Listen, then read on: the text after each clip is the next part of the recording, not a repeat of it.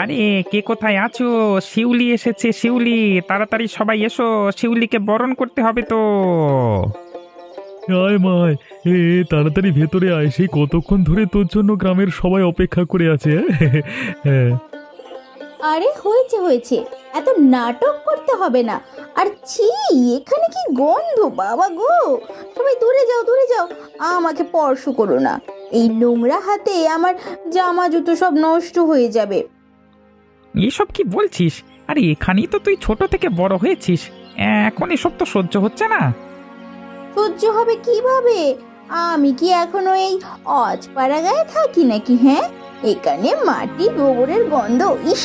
তাছাড়া সমস্ত মানুষজন কেমন নোংরা। তা বলে তুই এইভাবে আস্তে না আস্তে সবাইকে অপমান করবি? যাকগে, চল চল ঘরে চল। চলো চলো ভেতরে চলো, এখানে দাঁড়িয়ে থাকলে অস্বস্তি আরো বাড়বে। ভেতরে গিয়ে কথা হবে, চলো।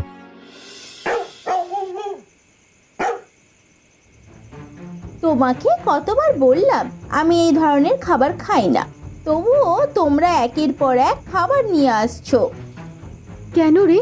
আমাদের খাবারে কি হয়েছে? ছোটবেলা থেকেই সব খাবার খেয়েই তো বড় হয়েছিস, আর এই খাবারে খারাপ কোথায়?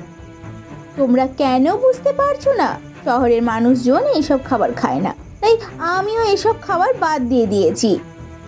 শহরের কথা শহরে গেছে, এখন যখন গ্রামে এসেছিস, গ্রামের খাবারই তোকে খেতে হবে। আমি গ্রামের খাবার খেতে পারবো না। আমি আমি এখন আর এই গ্রামের মেয়ে নই।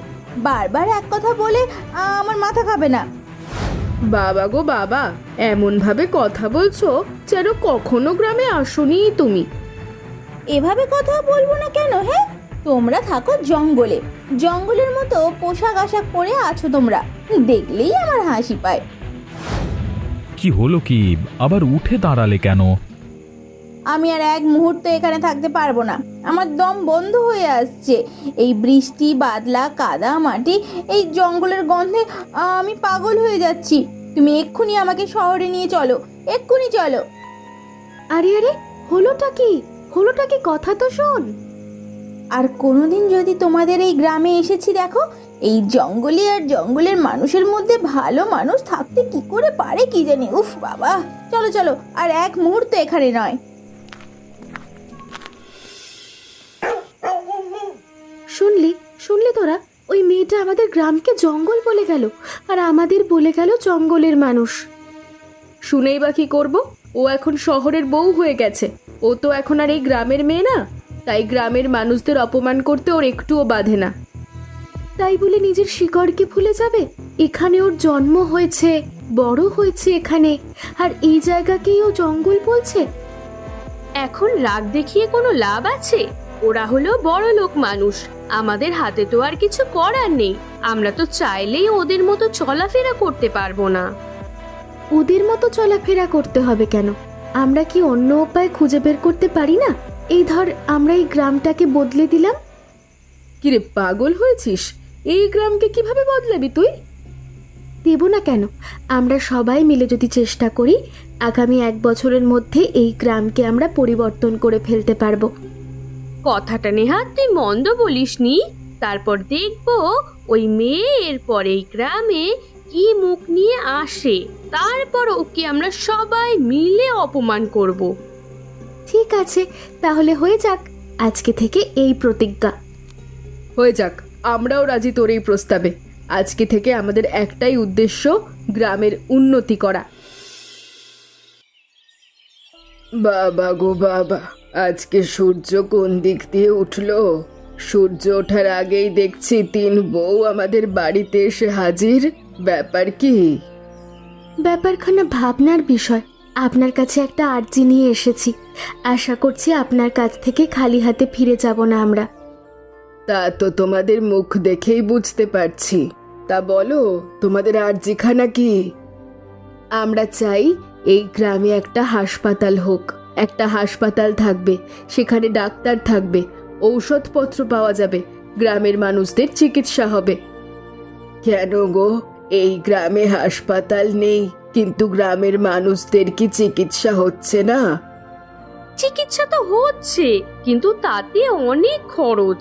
কেউ অসুস্থ হলে তাকে নিয়ে শহরে যেতে হয়, আবার শহরে নিয়ে যেতে যেতে কোনো কোনো অসুস্থ ব্যক্তি মারাও যায়।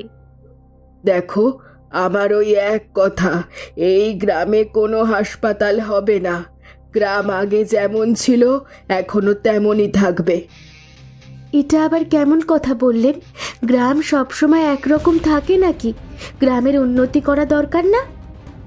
উন্নতি করলে এটা কি আর গ্রাম থাকবে? এটা তো শহর হয়ে যাবে।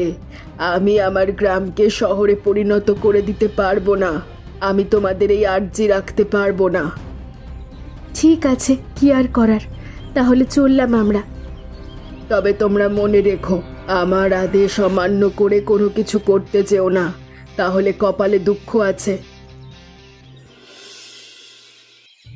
তারপরে বলো তো, কতদিন পরে তোমাদের গ্রামে এলাম, কেমন চলছে তোমাদের দিনকাল? কেমন আর চলবে পিসেমশাই? ওই যে আমাদের গ্রামের শিউলিকে চেনেন না? ও তো এসেছিল ওর বরকে নিয়ে, তারপর আমাদের গ্রামকে যা নয় তাই বলে অপমান করেছে। সে কি বলছো তোমরা? আমি তো জানতাম শিউলি অনেক ভালো মেয়ে। তাছাড়া ওর এখানে জন্ম হয়েছে, এখানেই তো বড় হয়েছে, গ্রামকে ঘৃণা করবার কি আছে? ভালো কি আর এখন আছে? যখন গরিব ছিল তখন ভালো ছিল, এখন শহরে গিয়ে পুরো পাল্টে গেছে। শুনুন না পিসেমশাই, আমরা একটা সিদ্ধান্ত নিয়েছিলাম। আমরা ভেবেছিলাম এই গ্রামকে একদম বদলে দেব, একটা হাসপাতাল করব, কিন্তু জমিদার গিন্নি বাধা দিচ্ছে। হাসপাতাল করবে? এটা তো ভালো কথা। গ্রামের মানুষজন সেবা পাবে, কেউ আর বিনা চিকিৎসায় মারা যাবে না। কিন্তু সেটা জমিদার গিন্নিকে কে বোঝাবে? এখন আমরা কি করব? এই গ্রাম সারা জীবন এমন থাকবে কেন বলুন তো? না, সেটা তো আর হয় না। আচ্ছা, একটা কাজ করো, তোমরা হাসপাতাল করবার সমস্ত কিছু তৈরি করো, যত টাকা লাগে আমি দেব। কি বলছেন পিসে মশাই, আপনি সমস্ত টাকা পয়সা দেবেন? দেব না কেন? আরে গ্রামের উন্নতির জন্য কিছু করতে পারলে আমারও ভালো লাগবে। তোমরা ওই জমিদার গিন্নির কথা ছেড়ে দাও, ও কিছু বলুক আর নাই বলুক তাতে কিছু যায় আসে না। আপনাকে অনেক ধন্যবাদ পিসেমশাই, অনেক অনেক ধন্যবাদ। কি করছো? ওটা ওদিকে হবে না তো, এদিকে একটু সরিয়ে করো। হ্যাঁ গো, এবার ঠিক হয়েছে। কোনো কাজ ঠিকভাবে করতে পারো না তোমরা? এই সবার সাথে আমার কথা হয়ে গেছে, বুঝলেন তো? আমি আজকে থেকে এখানেই থাকবো। এই হাসপাতাল শুধু এই গ্রামের নয়, আশেপাশের যত গ্রাম আছে সব গ্রামের মানুষদের সেবা দেবে। হ্যাঁ, দেখলেন তো পিসেমশাই, আমরা পারছি, আমরা মানুষদের কল্যাণে কাজ করতে পারছি। আপনি না থাকলে কোনো কিছুই সম্ভব হতো না পিসেমশাই, আপনি আছেন বলেই। আরে হয়েছে, এখন আর এত কথা বলে কাজ নেই। চলো, সবাই সবার কাজে লেগে পড়ো। এখন কিন্তু আর আলসেমি করা চলবে না। না পিসে মশাই, আমাদের এতদিনের স্বপ্ন একটা হাসপাতাল গড়া। আমরা কোনোভাবেই আলসেমি করব না। এই চল সবাই কাজে লেগে পড়ি। তোমরা দেখবে একদিন তোমাদের এই কাজের জন্য ওই জমিদার গিন্নি তোমাদের নিয়ে গর্ব করছে। আমরা তো সেটাই চাই পিসেমশাই। যারা আজকে বাধা দিয়েছে তারা দেরিতে হলেও আমাদের এই উন্নতির মূল্যায়ন করবে।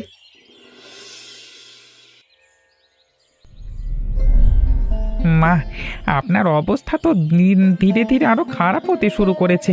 আমি বলি কি, এবার চিকিৎসার ব্যবস্থা করা হোক। আমি ডাক্তারকে ডাকবো, হাসপাতালে তো ভালো ডাক্তার এসেছে। একদম নয়, ওই হাসপাতালের কথা মুখেও আনবি না। আমি চাই না ওই হাসপাতালে যেতে। আমি মরে যাব তবু ওই হাসপাতালে যাব না। মা, এখন জেদ করবার সময় নয়। চিকিৎসা না করলে বড় কিছু হয়ে যেতে পারে। হলে হোক, ওই কারণেই তো আমি অসুস্থ হয়েছি। ওদেরকে কত করে বললাম গ্রামে হাসপাতাল যেন না হয়, ওরা আমাকে অমান্য করে হাসপাতাল করেছে, আর সেই চিন্তায় আজ আমার এই অবস্থা। তাহলে কি এভাবে হাত পা ছেড়ে দিয়ে বসে থাকবো? আপনাকে নিয়ে বড্ড চিন্তা হচ্ছে তো। হলে হোক, বাবা গো, ও বাবা গো, মরে গেলাম গো। মা, কথা বলুন। আপনার কি হয়েছে গিন্নি মা? উঠুন একবার। না, আর বসে থাকা ঠিক হবে না। এবার আমাকে কিছু একটা করতে হবে।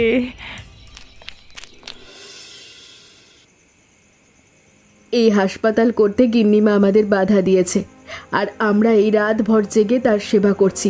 ব্যাপারটা কেমন না? শোন, করা হয়েছে মানুষের সেবার জন্য, সে হোক বা শত্রু, তার সেবা করতেই হবে। কমলা একদম ঠিক কথা বলেছে, কিন্তু জমিদার গিন্নির গায়ে প্রচন্ড জ্বর। গিন্নিমাকে বাঁচানো যাবে তো? আমার তো মনে হচ্ছে। এত চিন্তা করবার কিছু নেই, ইঞ্জেকশন দিয়ে দিয়েছি, খুব দ্রুত উনি ভালো হয়ে যাবেন। একদম সঠিক সময় আনা হয়েছে।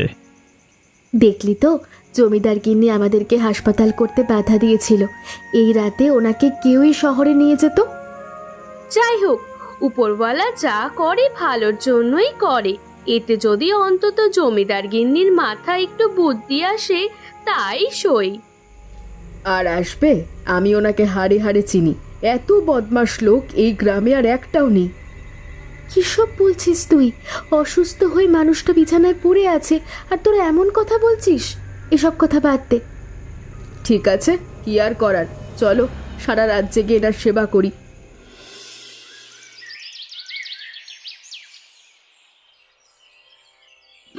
আরে আরে, গিন্নিমার জ্ঞান ফিরে এসেছে। গিন্নিমা, কেমন লাগছে শরীরটা? ভালো লাগছে তো, নাকি ডাক্তারবাবুকে ডাকবো? তোমরা তোমরা আমার সেবা করেছো। তোমরা আমার সেবা করে হাসপাতালে নিয়ে এসে আমাকে বাঁচিয়ে তুলেছো। বারে, আপনি এভাবে অসুস্থ হয়ে বিনা চিকিৎসায় মারা যাবেন, এটা তো আমরা কিছুতেই সহ্য করব না। কিন্তু আমি তো এই হাসপাতাল করতে দিতে চাইনি। আমি তোমাদেরকে বাধা দিয়েছিলাম, আর তোমরা তবুও সেই হাসপাতালে আমাকে এনেছো। আনবো না কেন? আমরা তো চেয়েছি এই গ্রামের সবাই সেবা পাক। তার জন্য আপনিও আছেন, আপনি কেন বাদ যাবেন? তোমাদের কাছে আমি কৃতজ্ঞ। কি বলে যে কৃতজ্ঞতা প্রকাশ করব আমি জানি না। নিজের অহংকারকে বড় করতে যে গ্রামের উন্নতিতে বাধা দিয়েছি আমি। সেসব কথা এখন থাক। এই যে আমরা আপনার সেবা করলাম, এটাই হলো গ্রামের মানুষের মানবতা। এই সমস্ত মানুষজন আপনার মানুষ। তবুও আমি যা করেছি তার জন্য আমি ক্ষমা চাইছি। তোমাদের সবার কাছে আমি হাত জোর করে ক্ষমা চাইছি, ক্ষমা করে দিও। এসব কথা এখন নয় গিন্নিমা, আপনার উপরে আমরা কোনো ক্ষোভ রাখিনি। আপনি দ্রুত সুস্থ হয়ে উঠুন, তারপর গ্রামের উন্নতির লক্ষ্যে কাজ করুন। তোমরা আমার চোখ খুলে দিয়েছো। আমি তোমাদেরকে কথা দিচ্ছি, আমি সুস্থ হয়ে সর্বপ্রথম গ্রামের উন্নতির জন্য কাজ শুরু করব।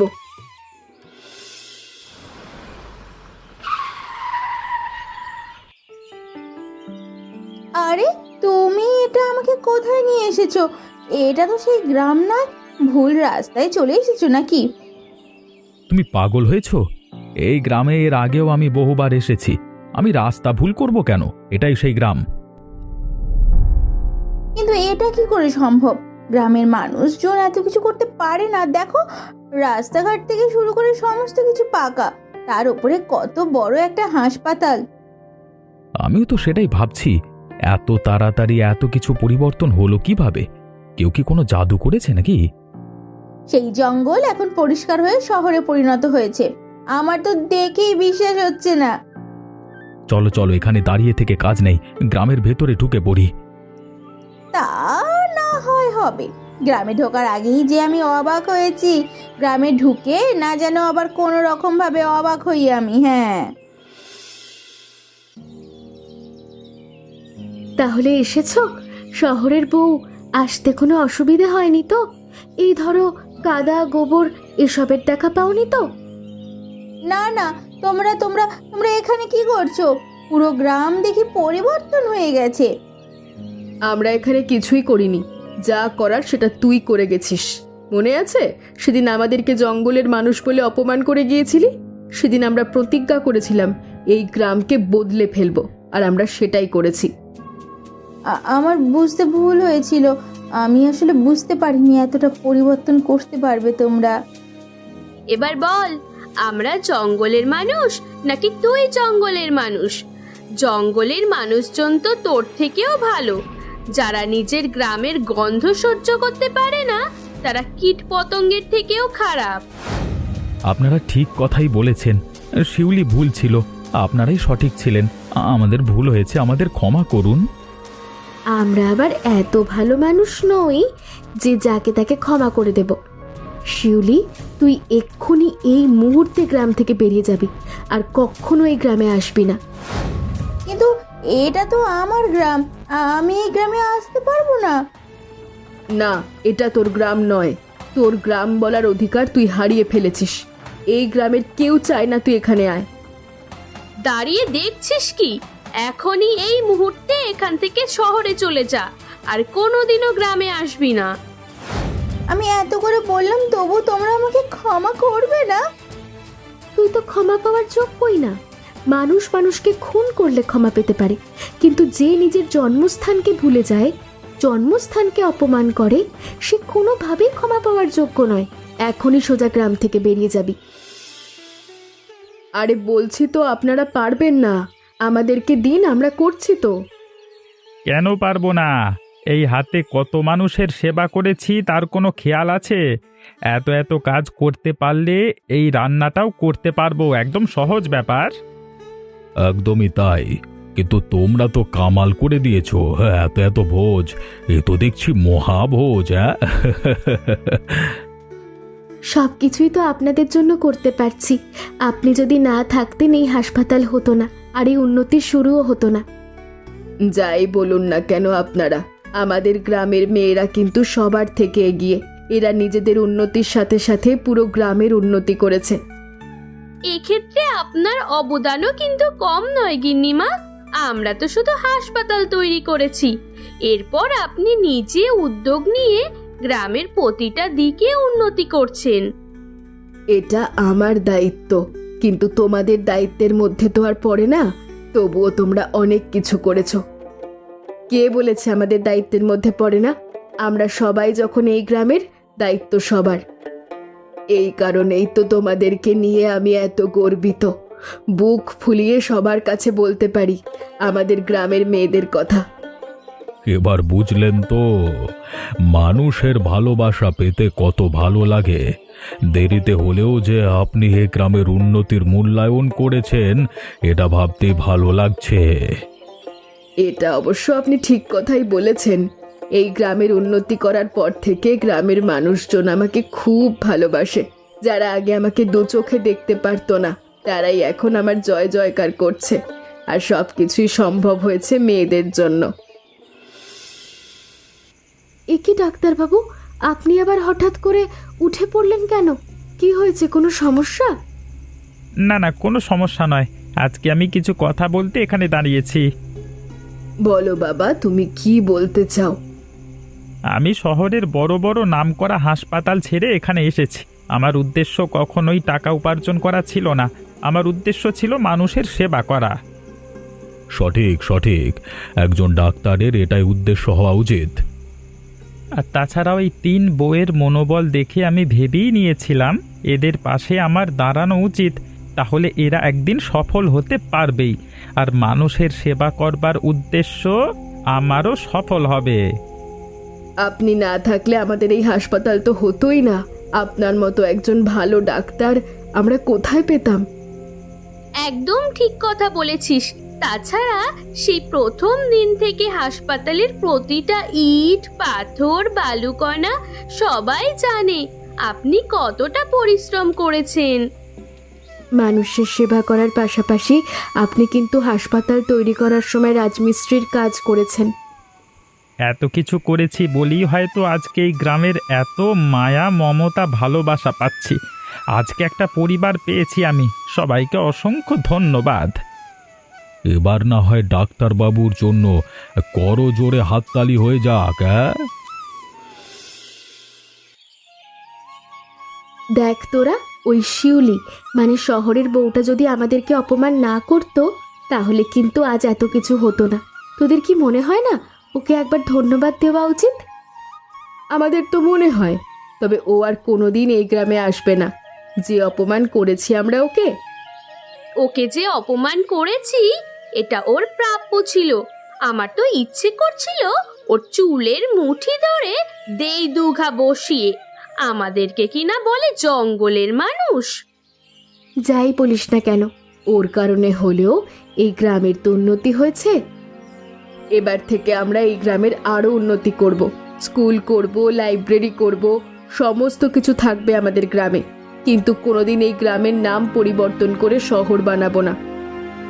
একদম ঠিক কথা বলেছিস। এই গ্রাম আমাদের অহংকার। প্রত্যেকটা মানুষকে বুঝিয়ে দিতে হবে গ্রামে যারা থাকে তারাও মানুষ। আর আমাদের ছাড়া ওই শহরের মানুষগুলো নিরুপায়। আমরা কঠোর পরিশ্রম করি বলেই ওরা সুখে স্বাচ্ছন্দ্যে বাস করে। চল, আজকে থেকে আমরা শপথ নেই, আমরা কোনোদিন এই গ্রাম ছেড়ে যাব না।